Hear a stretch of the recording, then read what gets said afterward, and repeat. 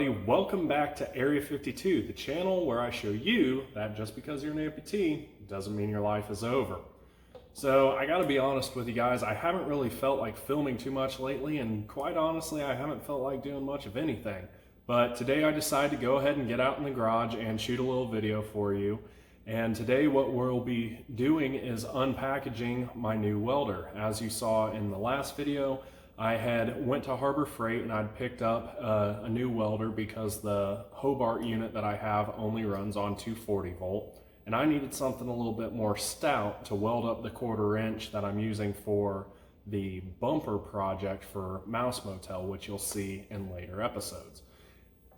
As I said in the last video, this isn't a channel where I unbox stuff, but I just wanted you guys to kind of get an idea of what to expect if you get this exact same welder. I'm planning on going ahead and unboxing this and getting it on my welding cart and setting it up. So here it is, my welder, and I got a couple extra goodies here with it too. In this bag, which I apparently tied shut pretty well,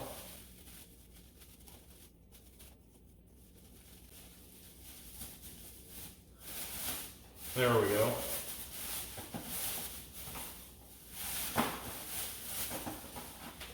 So they suggest with this welder trying to weld 1/4 inch mild steel, they suggest using 035 wire. So when I went and bought this welder, I went ahead and got some 035 tips and an 11-pound spool of wire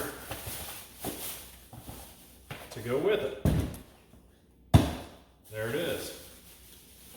So as I set up the welder, this is going to be what I put in it because, as I said, this welder I bought with the intentions for the very first project to be the front bumper of Mouse Motel. So I'm going to get it set up for that project, and then for later projects I might switch to something else or a smaller wire.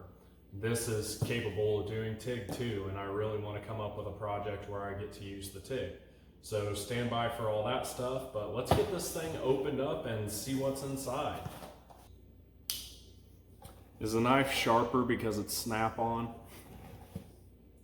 I don't know.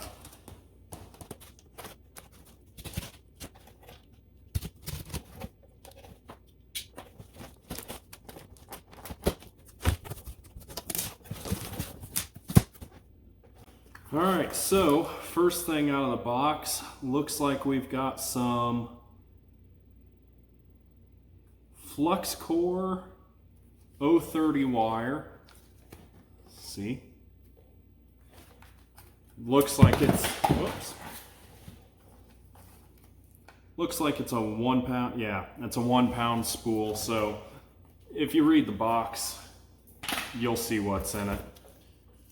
And then over here we've got a 030 solid wire, also a 1 pound spool.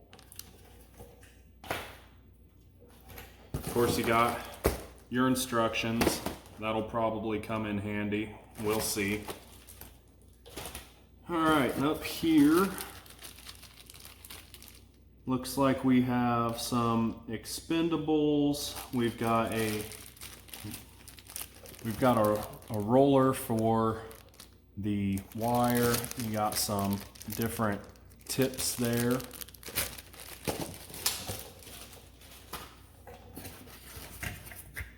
This is going to be important for me, the old regulator. So the gauges look like they are in obviously PSI, and it's liters per minute on this gauge here. I was looking at something else, but that's about your standard flow rate, liters per minute for a welder. At least it's the same on my Hobart unit over there. We got some sort of knob. I'm not sure what this is for yet, but I'm sure we'll find out. Oh, I think it goes on the regulator here. Let's just see.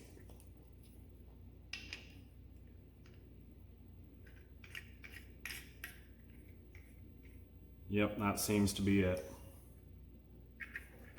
Step one of assembly done.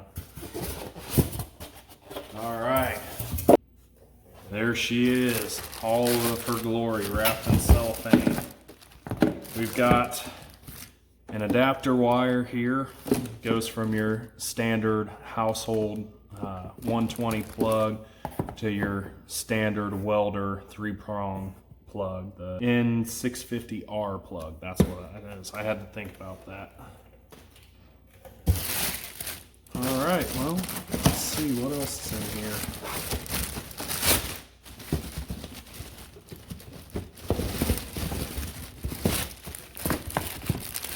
So there's the male end of that plug. All right, let's go ahead and get this out of the box. Should be pretty easy because it's pretty light. Oh my gosh, that is amazing. So lightweight. Looks like there's our Mig Torch, says right on the box. And there's our welding cable and gas hose.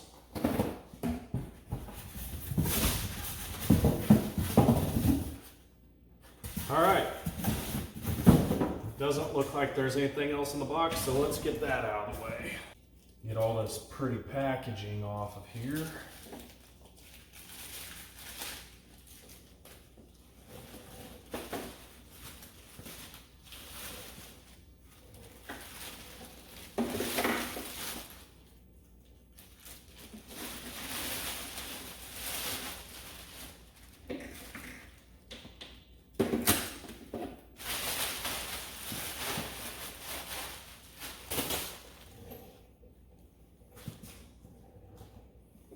All right, so there we have it, boys and girls.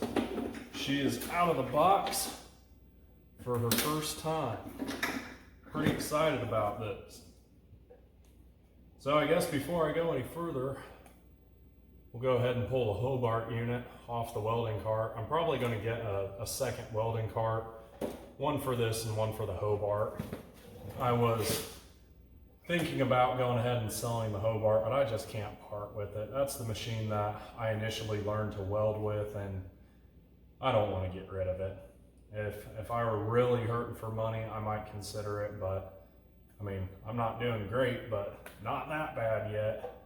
So let's get that Hobart unit off there for now and get this one on there. All right, first thing we probably ought to do is get this tank disconnected,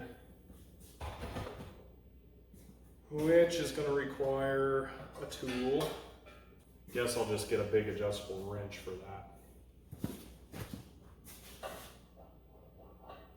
A bigger wrench than what I've got.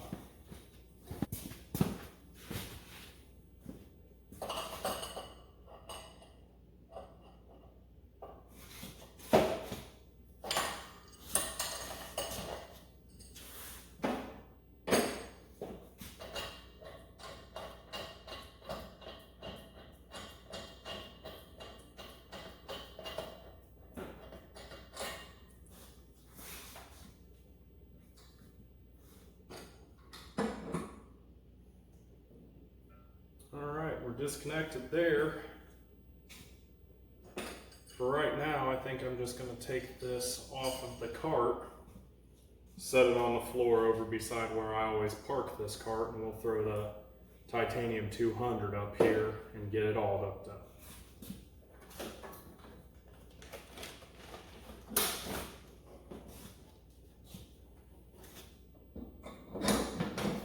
Now, this machine is substantially heavier and larger in size than the titanium 200. The difference being that the titanium 200 is an inverter welder, whereas this one is not. Also part of the reason why that one can run dual voltage and this one cannot. But this Hobart unit is also probably 10 years older than the titanium 200 is. As you notice, I'm not flexing with this one. It's got some heft to it. Yeah. Like a child's toy.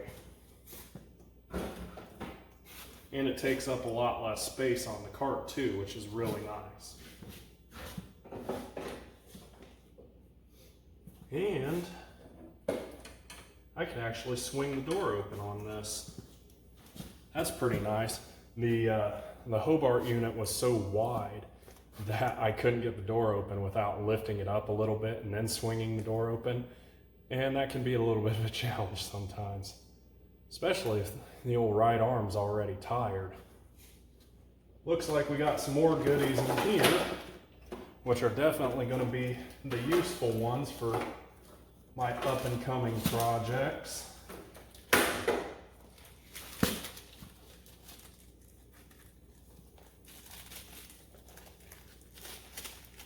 I gotta say, they packaged this up really well.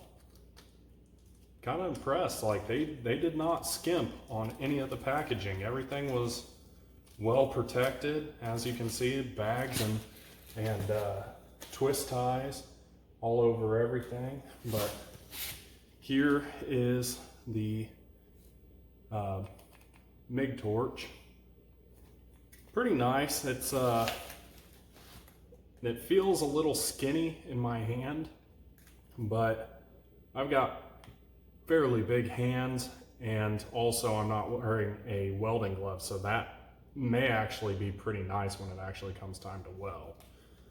So we'll just set that off to the side. I've got another bag to take off here, but I'm going to leave that until I'm absolutely ready to connect this up. So we'll just put this off to the side for now. It's already got the spool set up for the big spool, the 11-pound spool. It's not too hard to take off.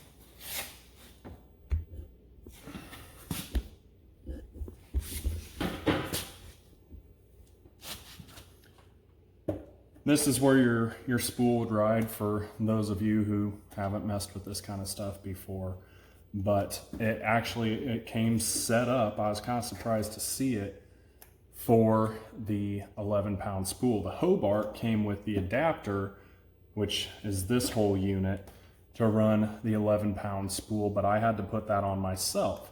Now, the difference may be that this unit is more than likely intended to be mostly run on 240, where the Hobart was more of a light hobbyist level, or a hobbyist level MIG welder. And guys don't need the big 11-pound spools for their small little hobby projects. And a lot of the stuff I was doing didn't require a big spool either, but this project is definitely going to require a big spool, so it's nice to see that step is already done for me. So we gotta loosen this up and get our new spool out and get it in place, which that'll be, ooh, loud noises. That'll be fun to watch me do, I can promise you that. Because once I let that wire go, it all wants to unwind, and trying to get it fed through can be a little bit of a nightmare. So then back over this way, back here behind this knob is that wheel. It feeds in your wire. This whole apparatus here keeps tension on the wire and feeds it through to your MIG gun. All right, here is our big spool of 035 wire, and if you'll notice, there's this little hole right here that goes up on this little knob right here. So I want to make sure I get my wire pointed the right direction. So it'll go like this.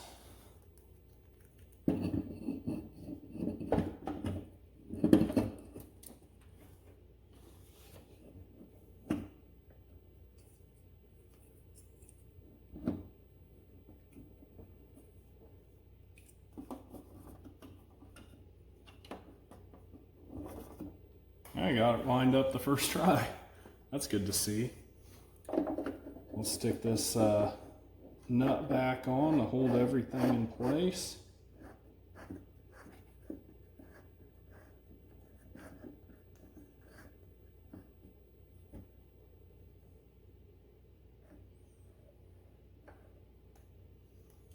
And then the next thing to do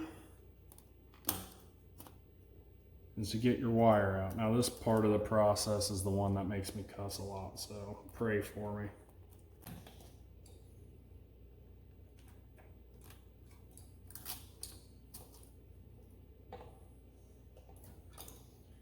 Just gonna clip off the end here because it's all bent up. You don't want to try to feed that through. All right, now we're ready to feed it in.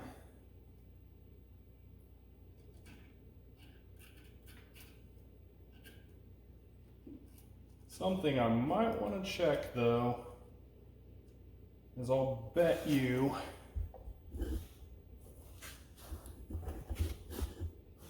so what I did was I just fed the MIG wire into this tube here, but I'm going to bet you that the feed wheel, I don't know what the actual name of it is, but I'll bet you this feed wheel has to be changed for this thicker wire. So let me refer to the instructions really fast. Yeah, so upon further inspection, this wheel says 030, 035. I'm gonna bet you the one on the machine here says something smaller. So let's have a look.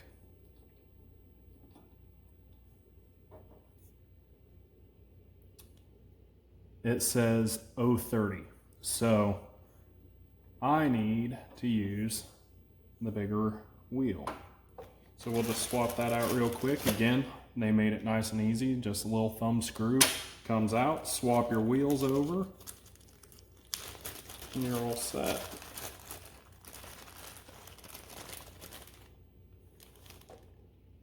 Yeah.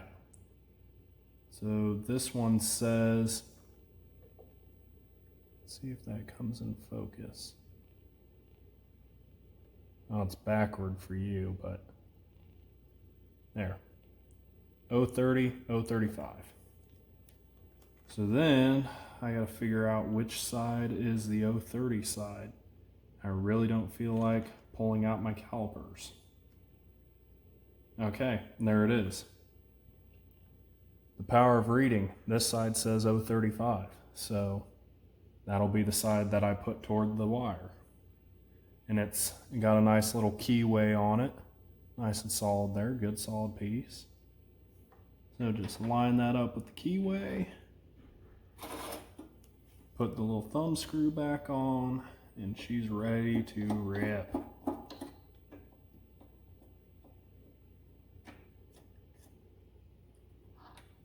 Then all you gotta do, I'll move you guys around. Boy, you're just a little bit too short. Just gotta feed the wire through. Boy, this may be easier said than done.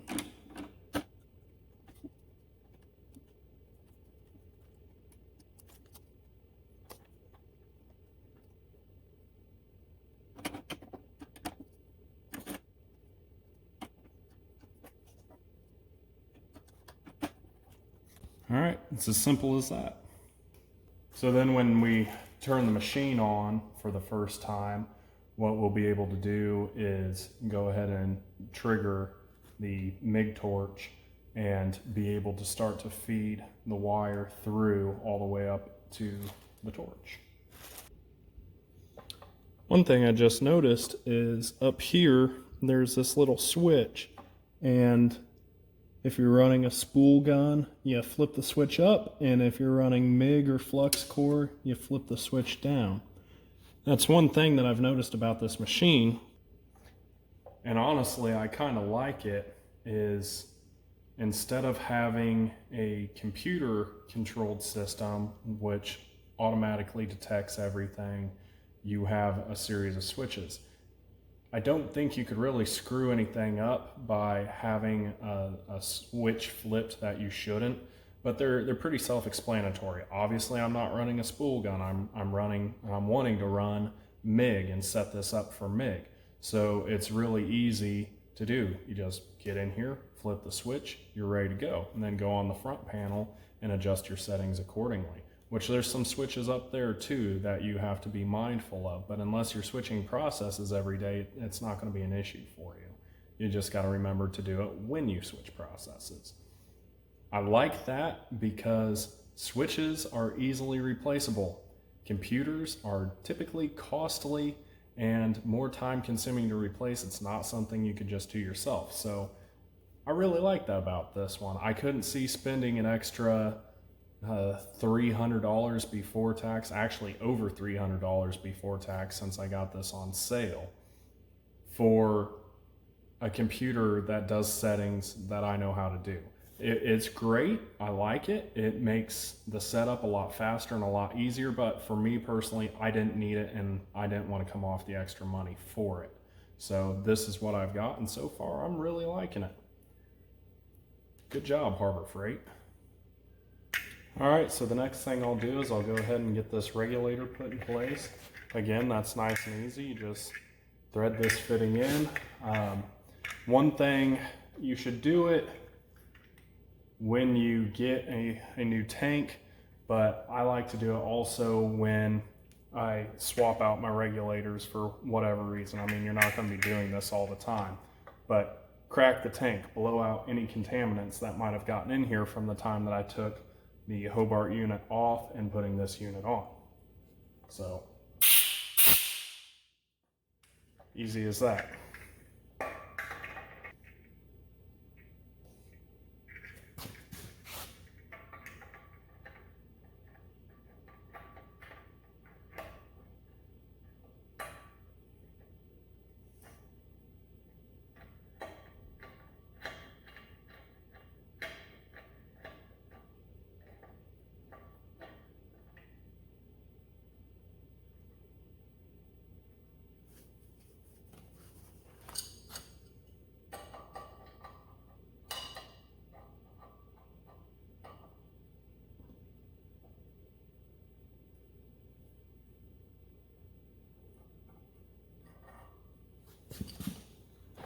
All right, there we go. The regulator is in place. Now I just got to get my gas line out, hook it from here to here, and that'll be another project all done. Here is our box labeled welding cable, ground cable, and gas hose. So, gas hose must be in here. I've got to gotta say again, like, I am pretty impressed. That is braided. Got nice hose clamps on the end of it, just regular crimp style. Got some nice fittings on the end of it. Like, they really went to the next level with this hose. It's actually better than what came with my Hobart setup. I mean, it's not like steel braided or anything, but aesthetically it's nicer and it seems to be a little bit better quality. I'm really surprised by that. Again, we're going from what I would consider to be a hobbyist level standard household voltage welder, the Hobart, to this welder, which I would say is probably upper hobbyist to low professional level welder. I could be wrong. I mean, it could be intended to be a full-blown professional welder. I know most guys in the welding profession probably aren't using this, but hey, maybe they are. I can definitely see if the stats they claim are what they actually are. I can see how this welder could be used as a professional welder. So you're going to get a little bit better things like this. Did the braiding make a difference on the Hobart? Absolutely not. But this isn't a comparison video. This is just some observations that I've made. I mean, I'm really impressed with taking how they took it to the next level.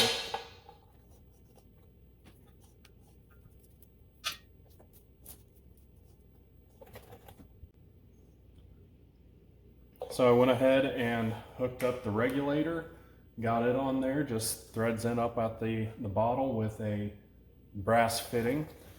Before I hooked the regulator up, I went ahead and cracked the tank, made sure I blew out any contaminants that might be in there, And then I went ahead and I hooked up this nice braided gas line. I was pretty impressed by that. The gas line on the Hobart is just a regular rubber hose with two fittings on the end of it. This one looks a little bit nicer, seems like it might be of higher quality. We got the gas line all hooked up, it's all squared away, looking nice, coiled up so it doesn't snag on anything. And now the next thing will be getting the Mig Torch hooked up, and then we can probably power this on, get some wire fed up to the end of the torch, and I think she'll be about ready to go. All right, when hooking up our Mig Torch, gotta get the nice packaging off of here. That's a big twist tie. And then what's going to happen is this plug will go into this little plug right here, and this will go into this big fitting where it clearly fits. All right, so that just has a little slot on the top of it that lines up with a key in the top of the plug. You just line those up and pop it right in.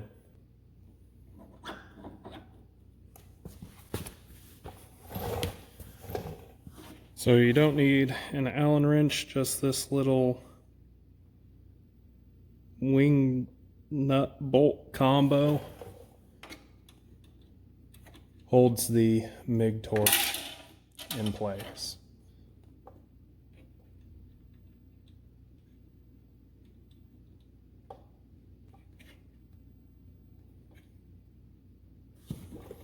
So as you can see, now this Mig Torch is not coming out.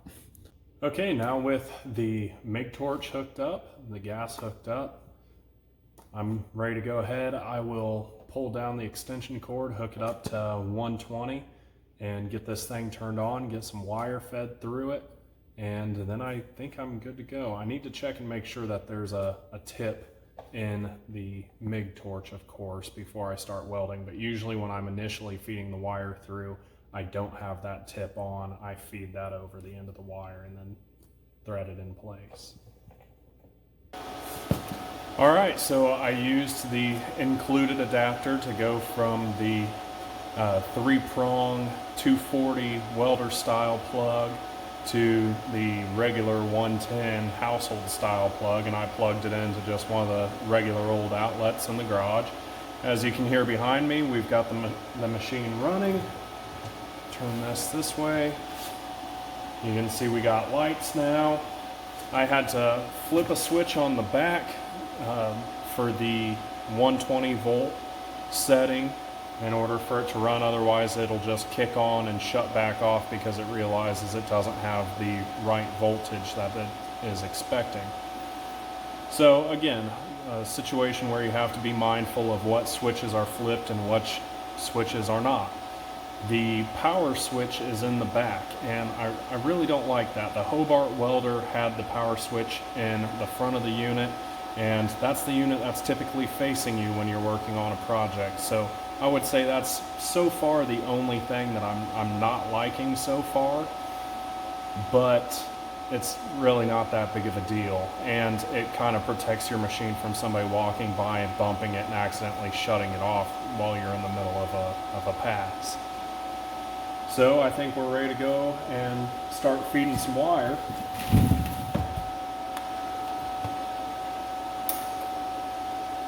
I did look, it's got a tip in it, so I'm gonna have to take that out. See the little brass tip, and I'd be willing to bet that is an 030 tip, and I've got 035 wire, so that's not going to quite fit.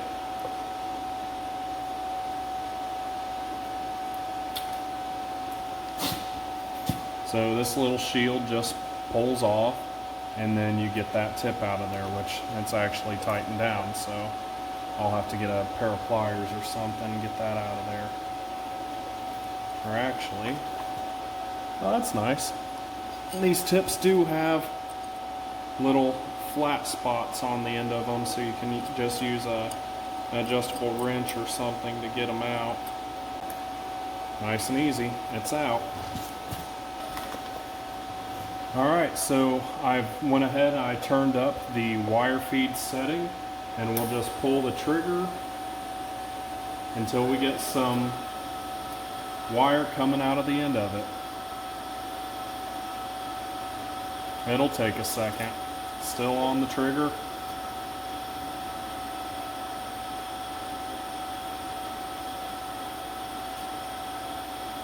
You can see back here my wire spool is turning. Oh, I feel it coming.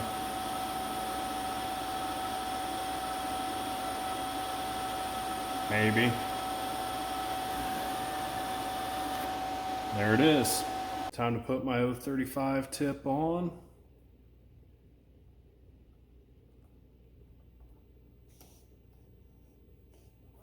Pull it down the wire.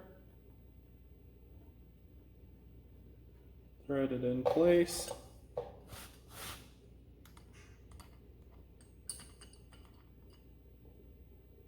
Give it a little snug.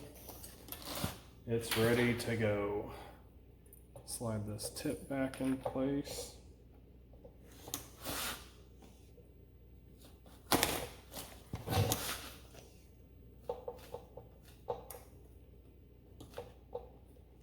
Alright, now I just gotta clip this end off and this part of it's ready to weld. Okay, we'll get back in the box that says welding cable, ground cable, and gas hose, and we'll get our ground cable out.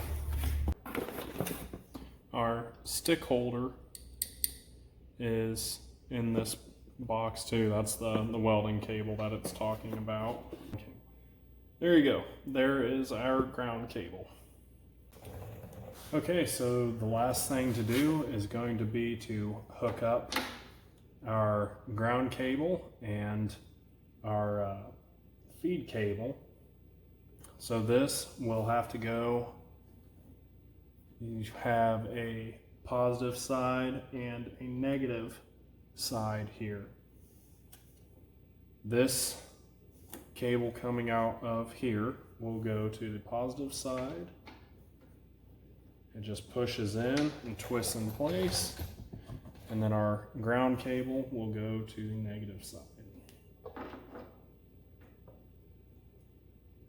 Alright, so this welder should be all set up and ready to run some wire. So until next time, this has been the unboxing and setup of my Titanium Unlimited 200 multi-process, multi-voltage welder. We'll catch you guys in the next video where hopefully I'll be using it a little bit and you guys get to see how it works and get my reaction to this machine as a whole. We'll catch you next time, guys. See ya.